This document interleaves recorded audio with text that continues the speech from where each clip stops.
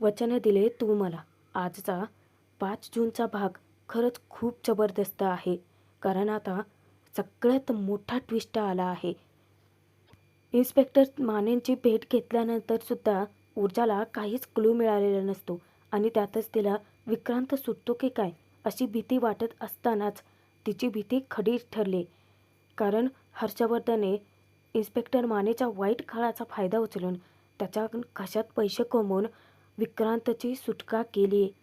पण विक्रांतवरती attempt to मर्डरचा गुन्हा असतानासुद्धा जर बेल मिळू शकत नाही तर मग अचानक विक्रांत सुटलाय तरी कसा? नक्की हे प्रकरण काय आहे हे आपल्याला बघायचं आहे प्रेक्षकांनो. त्यासाठी भाग शेवटपर्यंत बघा. सर्व चाळकऱ्यांनी मिळून ऊर्जा शौर्यला खूपच छान असं सरप्राईज दिलेलं असतं. तो फोटो पाहिल्यानंतर ऊर्जा खूपच खुश होऊन जाते.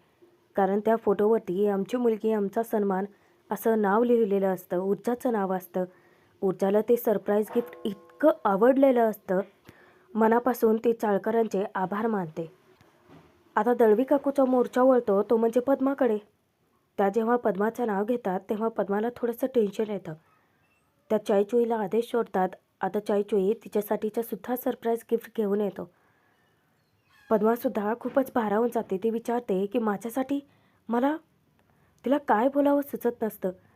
तेव्हा दळवी काकू समजावतात की अगं बाई, बाळा तू इतकी धीराने लढली आहेस. खरंच गरिबी खूप वाईट असते, ती माणसाला लाचार बनवते. पण तू त्या धीराने लढलीस, डगमगली नाहीस, म्हणून आमच्या चाळकऱ्यांकडून तुझंसुद्धा खूप कौतुक. आणि पद्मा, याच्यात काय फक्त तुझ्यासाठी कपडे नाही आहेत तर आपल्या बंटीसाठी सुद्धा आहेत. पद्माला अचानक गहीवरून येतं आणि ती दळवी काकूंच्या गळ्यात पडून रडायला लागते. दळवी काकू समजावतात की अगं आता रडायचे नाहीत, आनंदाचे दिवस आहेत. आता कुठे वातावरण शांत होतं, म्हणजे सर्वांचा आनंद साजरा करणं चालू असतंच. पण अचानक चायचुईच्या एक गोष्ट लक्षात येते. तो सांगतो की आणखीन एक राहीलच. सर्वजण वैतागून विचारते की आता काय? चायचुई आता सर्वांचं तोंड गोड करण्यासाठी पेढे घेऊन येतो. दळवी काकू ऊर्जाला पेढे भरवतात. त्यानंतर पद्माला सुद्धा स्वतःच्या हाताने त्याने पेढा भरवलेला असतो. दळवी काकू ऊर्जाचं कौतुक करतात की ऊर्जा, तू फक्त तुझ्या आईचंच नाही, तुझ्या वडिलांचंच नाही तर आपल्या अख्ख्या चाळीचं नाव मोठं केलं आहे. तू आपल्या चाळीची शान आहेस, आमचा अभिमान आहेस. पूर्वा, हे बाई, आम्ही तुझ्यासाठी काही नाही आणलं, कारण तुझ्यासाठी तुझ्या मुलीने जे काही केलं आहे तेच तुझ्यासाठी खूप आहे. तेव्हा पूर्वा अभिमानाने सांगते की हो. त्यानंतर चायचुई तिथे उपस्थित असलेल्या लेकरांना ऊर्जासाठी घोषणा द्यायला लावतो की भरतनगर चाळीची शान कोण? ते पाठीमागे म्हणतात ऊर्जाताई, ऊर्जाताई. सगळीकडे एकच चर्चा, लाखात एक आमची ऊर्जा. तेव्हा दळवी काकू त्या मुलांना समजावतात की बरं का मुलांनो, फक्त घोषणाबाजी देऊन शांत बसायचं नाही, तुम्ही सुद्धा असंच अभ्यास करायचा, आपल्या ऊर्जाताईसारखं काहीतरी बनवून दाखवायचं आणि कायम प्रामाणिक राहायचं. सर्वजण तिथे एकमेकांना गोड भरवून सेलिब्रेट करत असतात, आनंद साजरा करत असतात. आणि ऊर्जाला इतका अभिमान वाटत असतो, ती तिच्या बाबांच्या फोटोकडे बघते. खूप म्हणजे खूप भारी वाटतं ऊर्जाला. ऊर्जा मनातच विचार करते की बाबा, ही तर फक्त सुरुवात आहे, अजून लढाई खूप बाकी आहे. इकडे हर्षवर्धन आमदाराला ताकीद देतो की इथून पुढे तुमच्या पॉलिटिक्सच्या सर्कलमध्ये कोणालाही फोन करून विक्रांतला सोडवा अशी विनंती करायची नाही. माझी केस आहे, माझ्याच हातात राहू द्यात. आमदार शेवटी झुकतो, त्याला झुकावं लागतं हर्षवर्धनच्या हट्टापुढे. हात जोडून तो सांगतो की ठीक आहे वकील साहेब, तुम्ही म्हणाल तसं. आणि आमदार आता जाणार. अचानक हर्षवर्धन त्याला थांबवतो की थांबा, मला तुमच्याशी थोडं बोलायचं आहे. आधी त्याला तो विचारतो की आता या केसचं इन्व्हेस्टिगेशन इन्स्पेक्टर माने करतोय ना, आधी ते एक काम कर. हर्षवर्धन आदित्यला बाहेर पाठवतो आणि आमदाराला आता खुर्चीवर बसायला सांगतो. आमदार विचारतो की इतकं काय खाजगी बोलायचं होतं की स्वतःच्या मुलालाही तुम्ही बाहेर पाठवलेत? हर्षवर्धन आता अर्पिताचा विषय काढतो. अर्पिताबद्दल बोलायचं असं म्हणता क्षणी आमदार सांगतो की एकदा का विक्रांतच्या केसचं निस्तारलं की मग आपण अर्पिताबद्दल बोलूच यात. हर्षवर्धन सांगतो की आमदार साहेब, मला कळतंय की अर्पिताबद्दल तुम्हाला आता बोलायचं नाही आहे, विक्रांतची काळजी तुम्ही करू नका. त्याचं टेन्शन तुम्ही सोडा. तो बाहेर येईल, ते मी बघेन. अर्पिता आज आमच्या घरी आली होती. आमदार धक्क्याने विचारतो की काय?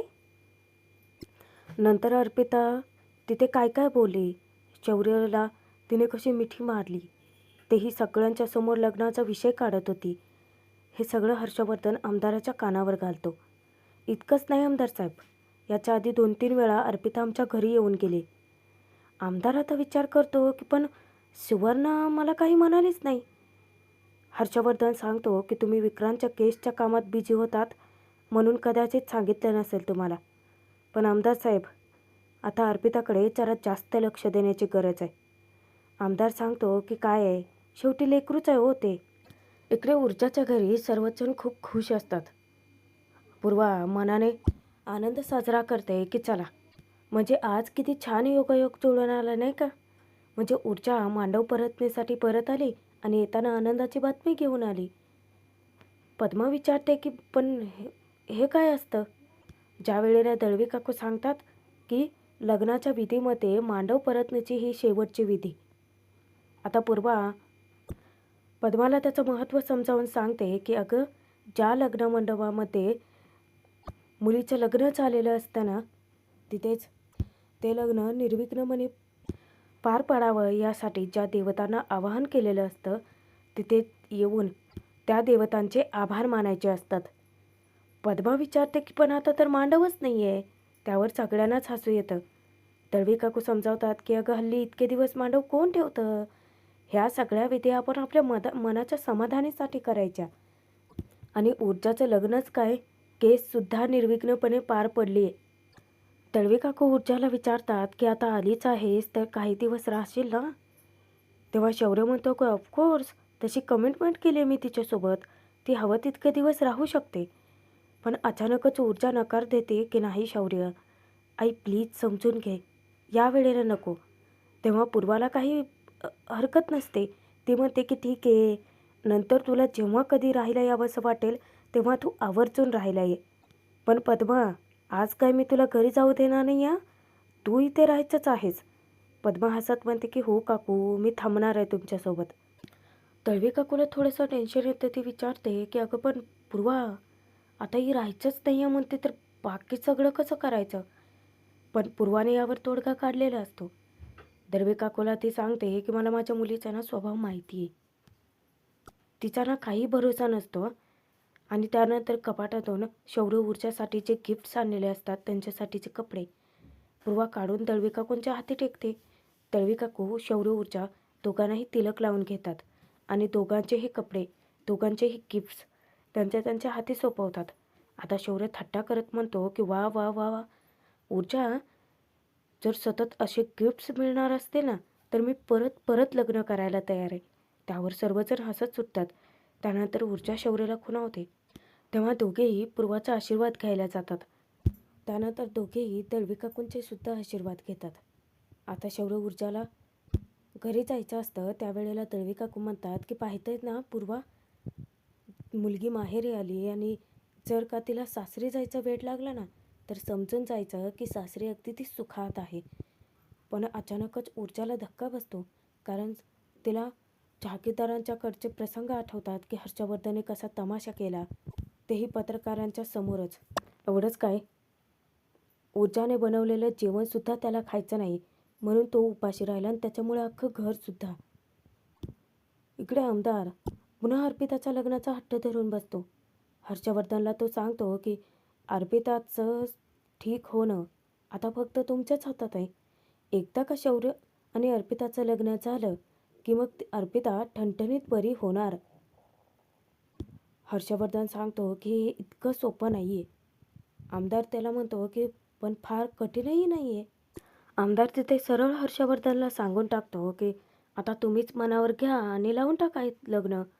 पण हर्षवर्धन त्याला जाणीव करून देतो की अर्पिताचं जर शौर्याशी लग्न होणार असेल तर निदान तिची मानसिक तब्येत तरी ठीक असायला हवी. अर्पिता याआधीसुद्धा आमच्या घरी आल्यानंतर ज्या पद्धतीने वागत होती ना, तुम्हाला वाटतं का अशा सिच्युएशनमध्ये त्यांचं लग्न लागणं ठीक आहे? हे बघा, आता अर्पिताला ठीक करणं हे तुमच्या हातात आहे, कारण ती तुमच्या घरी आहे. डॉक्टरांचा सल्ला घ्या. हवं तर तिच्यासाठी ट्रीटमेंट सुरू करा. काउन्सिलिंग चालू करा. पण तिला लवकरात लवकर ठीक करा. पण आमदार आता हर्षवर्धनलाच पेचात टाकतो. तो सांगतो की आता अर्पिताचं औषध, गोळ्या, काउन्सिलिंग, गाईड काय म्हणतात ना, फ्रेंड, फिलॉसॉफर गाईड सगळं काही शौर्य आहे जागीरदार साहेब. बघा, बोला तुमच्या मुलाशी. बघूयात ऐकतोय का तो तुमचं. त्यानंतर मुद्दामच तो हर्षवर्धनला डिवचायला लागतो की तुम्हाला आव्हानं घ्यायला फार आवडतं ना जागीरदार साहेब. आता सगळ्या दृष्टीने पाहता आम्ही तर फक्त तुमच्यावरती अवलंबून आहेत. आता आमच्या मुलांचं भवितव्यसुद्धा तुमच्या निर्णयावरती अवलंबून आहे वकील साहेब. आता आमचा विक्रांत जेलमधून सुटून येणं, आमची मुलगी अर्पिता सून म्हणून तुमच्या घरात जाणं, हे फक्त तुमच्यावरती अवलंबून आहे वकील साहेब. हे फक्त तुमच्याच हातात आहे. असं सांगून हात जोडून निरोप घेऊन आमदार तेथून निघून जातो. हर्षवर्धन तोंडातून चकार शब्दसुद्धा काढत नाही. त्याला होकारही देत नाही आणि नकारही देत नाही. इकडे पूर्वा पद्माला बचत गटाचं काम शिकवत असतानाच दळवी काकू तिथे येते. दळवी काकू सांगते की तुमचं काम झालं असेल तर हे गरमागरम खाऊन घ्या एकदाचं. पूर्वा विचारते की आत्ता शिरा. दळवी काकू विचारते की तुम्हाला कसं कळलं. पूर्वा हसून सांगते की काय दळवी काकू, अहो सुवास किती घमघमतोय. तेव्हा दळवी काकू तोंड पाडून सांगते की खरं तर तुझ्या लेकीसाठीच बनवलं होतं.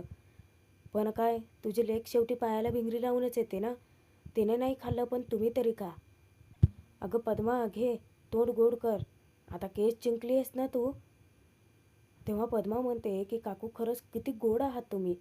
त्यावर दळवी काकू चेष्टा करते की हां, आता फक्त मला मुंग्याच लागायचे बाकी आहेत. दळवी काकू आता तिथे पद्माची विचारपूस करतात का तिला घाबरवतात की त्यांचं त्यांनाच माहिती आहे. कारण ते आता विचारतात की बरं पद्मा, तू जागीरदारांच्याकडे कामाला जाणार नाही आहेस, मग जे नवीन काम धरलं आहे ते तरी चांगलं आहे का, पैसे किती मिळतात. तेव्हा ती सांगते की नाही, चांगले आहेत. दळवी काकू विचारते की पण अगं तू बंटीला कधी घेऊन येणार आहेस. अगं एव्हाना शाळा चालू होणार आहेत ना त्याच्या आता. पद्मा सांगते की काकू अजून आठवडाभराने शाळा चालू होणार आहे, पण तो तिथे चांगलाच रमलाय. दळवी काकू तिथे म्हणतात की बरं झालं पद्मा तू वेळेवरती केस जिंकलीत, नाहीतर लोकांच्या वर्षानुवर्ष केसेस पडूनच असतात. खरं तर आपली ऊर्जा तुझ्यासोबत होते ना, म्हणून बरं झालं. लोकांना वाटेल ते बोलत सुटतात. अगं अगं तो आपला तिथला चक्कीवाला, तो म्हणत होता की विक्रांत बड्या बापाचा पोरगा आहे, तो थोडीच राहणार आहे जेलमध्ये जास्त दिवस, कधी ना कधी येईलच बाहेर. पद्माच्या मनात भीती दाटून येते. दळवी काकूला पुन्हा आठवतं की हिला महत्त्वाचं काम आहे. खरं तर आधीच आठवायला पाहिजे होतं. उगाचच बिचाऱ्या पद्माच्या मनात भीती धुमसत राहील ना. शौर्य ऊर्जा जेव्हा बाहेर येतात त्यावेळेला ऊर्जा शौर्याला सांगते की तुझा मला पोलीस स्टेशनमध्ये जायचं आहे. शौर्याच्या अचानक लक्षात येतं की अरे हो, पद्माला नुकसान भरपाई मिळणार आहे ना. ते कोर्टाने चांगलं केलं, नाही म्हणजे पद्माला त्या पैशांचा कुठेतरी उपयोग तरी होऊ शकतो. पण शिर्केने आता ती रक्कम तिथे जमा केली आहे की नाही काय माहिती.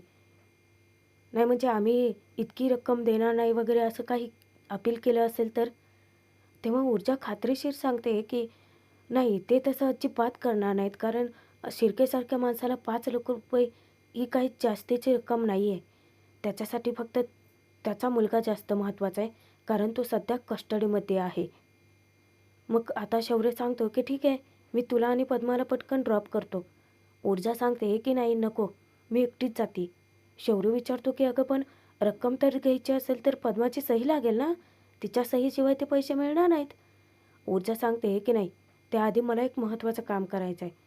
पोलीस स्टेशनमध्ये जाऊन मला हे चेक करायचं आहे की विक्रांतला सोडवण्यासाठी काही हालचाली झाल्या आहेत का, आणि जर रक्कम जमा झाली असेल तिथे तर मग मी पद्माला फोन करून बोलवून घेईलच.